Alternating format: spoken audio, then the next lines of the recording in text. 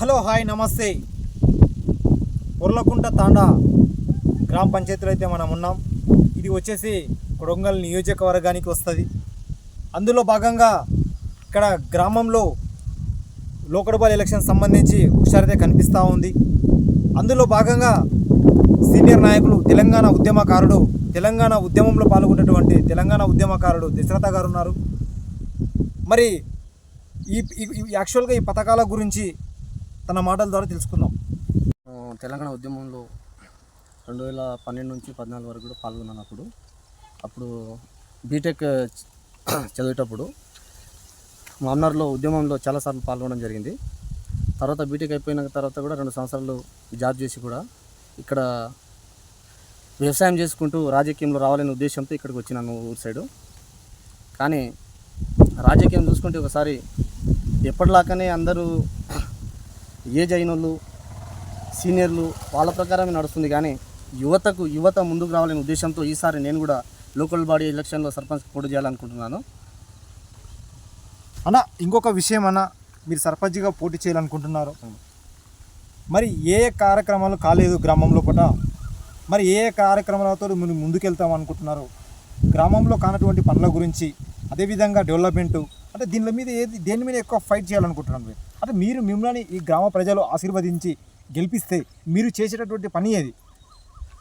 ఇప్పుడు మీరు ఒకసారి చూసుకుంటే 4 తండాలు కలిసి ఒక గ్రామ పంచాయతీ అండి మాది. అయితే తండాలకు రోడ్లు లేవు. ఇప్పుడు మీరు చూసింది అన్నీ మట్టి రోడ్లే. పిల్లలు కానీ ఎవరైనా కానీ అత్యవసర సమయంలో కానీ బయటికి వెళ్ళాలంటే, హాస్పిటల్కి వెళ్ళాలంటే, ఎక్కడైనా బయటకు పోవాలంటే చాలా ఇబ్బంది అవుతుంది. ఇప్పుడు వర్షాకాలంలో అంటే బైక్ నడవలేని స్థితి అది. మేము ముఖ్యంగా ఏంటంటే మా తండాలకు మొట్టమొదటికి ప్రయారిటీ ఇచ్చేది రోడ్డు గురించి. రోడ్లు లేవు మాకు. 4 తండాలకు రోడ్లు లేవు. రోడ్డు సౌకర్యం కల్పించి. సెకండ్ ప్రయారిటీ వచ్చేసి ఏంటంటే స్కూల్. ఈ 4 తండాలు ఒక ప్రైమరీ స్కూల్ లేవు. ఒక స్కూల్ కట్టేసి అధికారుల ద్వారా మనము ముందుకు పోతేనే ఏదైనా ముందుకు వస్తుంది. ఇప్పుడు ఇంతకుముందు ఉన్న వాళ్ళు ఏంటంటే సర్పంచ్ ఏదో నామకే వస్తాయినరు, కానీ తండ దాటి బయటికి వెళ్ళలేరు. ఏదైనా మన దగ్గరికి రాదు. మనం బయట తిరిగితేనే ఏదైనా తీసుకొస్తాం తండకు, పథకాలు కానీ ఏదైనా ఫండ్స్ కానీ. అయితే నేను ముఖ్యంగా ఏం చేశానంటే రోడ్లు సహకారం లేదు, డ్రైనేజ్ సమస్య ఉంది, ఇంకోటి కరెంట్ సమస్య కూడా ఉంది. స్తంభాలు లేవు తండలో, పూర్తిగా లైట్లు రాత్రి పూర్తి చిమ్మ చీకటి. ముఖ్యంగా ఏంటంటే పిల్లలకు స్కూల్ అందుబాటులో తేవాలని చెప్పి. ఇప్పుడు మీ ఆశయం అయితే గొప్పది, ఎందుకంటే ఎడ్యుకేషన్, అదేవిధంగా రోడ్డుకు సంబంధించిన దాని మీద ఎక్కువగా ఫైట్ చేయాలనుకుంటున్నారు అన్న. యాక్చువల్గా కాంగ్రెస్ ప్రభుత్వమే ఉంది ఇప్పుడు కూడా. ఇప్పుడు ఈ లోకల్ బాడీ ఎలక్షన్లో టికెట్ ఎవరికి ఇచ్చినా, పార్టీ ఆదేశించి ఎవరికి ఇచ్చినా మీరు కాంప్రమైజ్ అవుతారా, లేదా కంపల్సరీ నిలబడతా అంటారు? అంటే పార్టీ ఆదేశానుసారం నేను నడుచుకుంటానే చేస్తున్నాను. కానీ మొట్టమొదటి ప్రయత్నంలోనే నాకే ప్రయారిటీ ఇస్తారని చెప్పి అనుకుంటున్నా. తప్పని స్థితిలో ఎవరికైనా ఇస్తే కూడా నేను వాళ్ళకు మద్దతు తెలపడానికి సిద్ధంగా ఉన్నాను.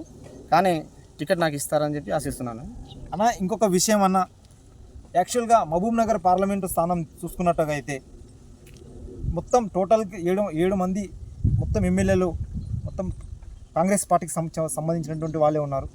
మరి మహబూబ్ నగర్ పార్లమెంటు స్థానం ఎందుకు కోల్పోవాల్సి వచ్చింది కాంగ్రెస్ పార్టీ? అంటే ఇంతకుముందు బీజేపీకి ఏంటంటే టీఆర్ఎస్ బీజేపీ కొద్దిగా కుమ్ము కావడం వల్ల లోకల్ నాయకులు అందరూ కూడా యూత్ పరంగా కానీ అందరూ కూడా బీజేపీకి సపోర్ట్ చేయడం జరిగింది.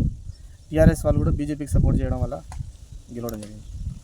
లాస్ట్ అన్న ఒక విషయం, ఈ గ్రామ ప్రజలకు, అదేవిధంగా ముఖ్యంగా ఒక విషయం, ఇప్పుడు యాక్చువల్గా ఈ నియోజకవర్గానికి చెందినటువంటి రేవంత్ రెడ్డి గారు మరి సీఎంగా కావడం మీరు ఎలా చూస్తారు? సీఎంగా కావడం మా అదృష్టం అండి. అయితే కొద్ది రోజుల్లోనే ఇప్పుడు కొన్ని ఫండ్స్ అయితే రిలీజ్ చేయడం జరిగింది. అయితే రిలీజ్ చేసిన ఫండ్స్ నుంచి మా గ్రామ పంచాయతీ వరకు అయితే ఇక్కడ రాలేదు. మండల వైజ్గా అయితే రిలీజ్ కావడం లేదు. అది కొన్ని రోజుల్లోనే అన్ని మండల వైజ్గా వస్తే తండాలకు కానీ గ్రామాలకు కానీ అన్ని గ్రామాలకు చేరువవుతుంది. తర్వాత మేము కూడా ఫండ్స్ వస్తే అన్ని అభివృద్ధి కార్యక్రమం చేపిస్తామండి. ఇప్పుడు యాక్చువల్గా ఈ 4 తాండాలు కలిపి ఒక గ్రామ పంచాయతీ.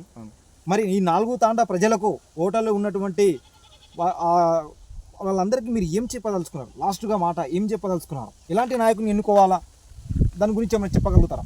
తండ ప్రజలకు ఒకటే వినప్తి ఉంది, కొద్దిగా చదువుకున్న వాళ్ళకు అవకాశం ఇస్తే మేము కూడా ఏదో ఒకసారి నిరూపిస్తాము.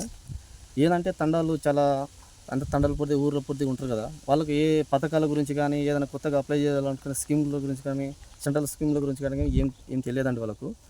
ఏమున్నా మనము ముందుకు పోయి అన్ని స్కీమ్లు సెంట్రల్ నుంచి కానీ స్టేట్ నుంచి కానీ వచ్చేది ప్రత్యేకంగా మా జీపీకి తీసుకొచ్చి డెవలప్మెంట్ చేస్తామని చెప్పి తెలియజేస్తున్నానండి. ఇది వాస్తవానికి ఒక విషయం ఏంటంటే ఈ 4 తాండాలు కలిపి ఒక గ్రామ పంచాయతీ అయితే ఉంది. ఇందులో భాగంగా కంపల్సరీగా ఎవరికి టికెట్ ఇచ్చినా పర్లేదు, కాకపోతే మొదటి స్థానంలో నాకు ఇస్తారని నేను భావిస్తూ ఉన్నాను. ఎందుకంటే నేను ఎడ్యుకేషన్ అదేవిధంగా బీటీ రోడ్లకు సంబంధించిన విషయం గురించి నేను ఎక్కువగా ఫైట్ చేసి తెచ్చి మా గ్రామానికి అదేవిధంగా ఇక్కడ ఉన్నటువంటి చుట్టుపక్కల ఉన్నటువంటి 4 తాండాలకు రోడ్డు సదుపాయం లేదు కాబట్టి దాని మీద ఎక్కువ ఫైట్ చేయాలని నేను అనుకుంటున్నా. నాకు కొంచెం చిన్న అవకాశం ఇవ్వాలని చెప్పి దశరథ గారు అయితే కోరడం జరుగుతుంది.